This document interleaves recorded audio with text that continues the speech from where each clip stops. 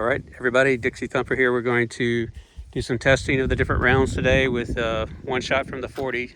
That's the 40. It's just a printed pusher with a baking soda filled nose cone and a Washington County blank in it. So it's a full charge blank. I do expect it'll probably just come apart. I did put a metal backer and it does have a glue plug, so we'll see. But I'm only firing one from the 40 because it was a last minute acquisition, so I'm gonna leave it there. So we have a bunch of different types we're gonna fire off today. These are the pyrodex 209s with the aluminum hybrid hulls. Some are aluminum, some are brass, but these are all 209. So we'll go over here. Those are all 209. And they're the pyrodex. Some are the pyrodex pellet and some are the copper cup. So these here are the copper cup model hybrid. They have a copper powder cup in them, a half-inch copper cap. We have some 38 blank bases. These are the 38 Smith & Wesson DTS training inserts that have been built into a base. Now when I have my inserts, I will be doing bases for these, so you can buy the bases and buy the inserts from me and make your own hybrid casings for 38 Smith & Wesson. So we have several of those copper cups. These are a couple smoke rounds. It did rain out here, so we may do a couple of these. Are what I call chuck wagon smokes. They're old school. See how far they go. It is pretty windy. I don't know if I'll fire them or not because I don't want to risk a fire out here. We are in the marsh and it's dry, and that stuff, even though we had rain and everything, it can still go up pretty quick. So we don't want that happening. Okay, so moving on over here, 209 pyrodex pellet with carbon fiber. We'll test those. This is a BUTR MILC 2.1 short base, 12 gauge blank version. We'll try that one out. This is a Benglesbullets milk chamber built-in round, and it does have the gas check in it, so we'll see how far this goes. All of these projectiles are pretty much the same, about 50 grams. I didn't weigh each one of them. They are full of flour with a cardboard backer in the nose, and then they all have glue plugs behind them. Some of the milk 2.0 or the milk 3.0, buttermilk 3.0 over here, they have a metal backer behind them as well. So these are all 38 blank with my new hybrid, and this is testing out these carbon fiber. The shiny ones are carbon fiber. They're a thicker tube.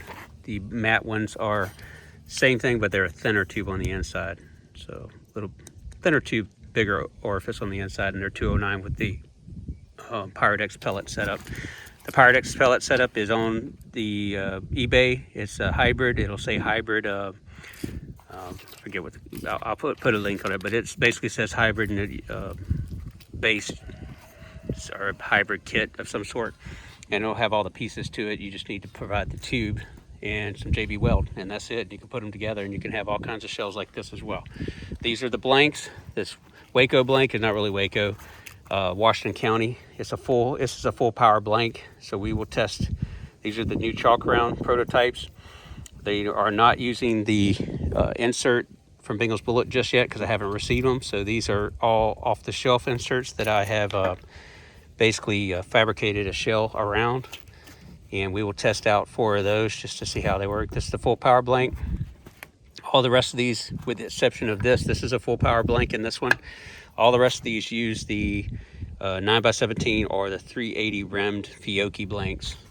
And of course the 209s are using pyrodex. I only use 777 50 grain pellets. I did pick up some Magnum pellets to try out. And of course over here I've got the Cobray Safe chalk rounds. I've loaded up a few of those. They have the 50 grain powder cup built in, and they also have a 1.25 inch cardboard disc hot glued over that to keep the powder in place. It's loose powder, it's not a pellet. And these are also filled with flour, I believe, and they have a cardboard backer. All my nose cones have a cardboard backer. It helps keep the chalk or flour or whatever you have compressed in the nose so it doesn't shift during flight. basically when you screw it down, that pushes up against. You'll have some leakage because it's not an exact fit. It's a little loose, but I did plan on making some that are exact fit, so you can glue them in if you wanted to, and keep all that powder or whatnot in the nose. That helps keep some shift and it helps the flight stability a little bit better.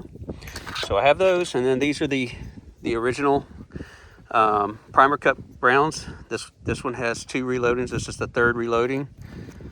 This one's the 3rd reloading.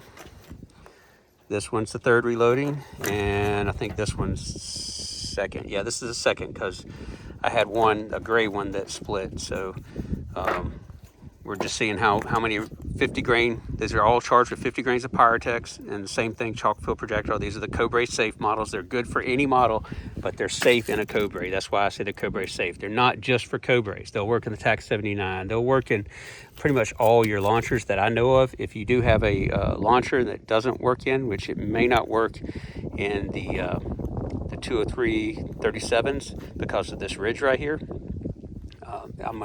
That's one of the adaptations. I will modify these shortly so they have a rim like this, which should work. And I don't know if you can see that or not, but it has a recess. This will actually fit in the 40 mic, and I might try and see if I can fire one out of it. But it should, because it's set up based on the 40 millimeter rim. So, okay. So now that we're all done with that, we're gonna get started. We got a couple different video angles, and hopefully I'll be able to splice it all into one product. Appreciate it.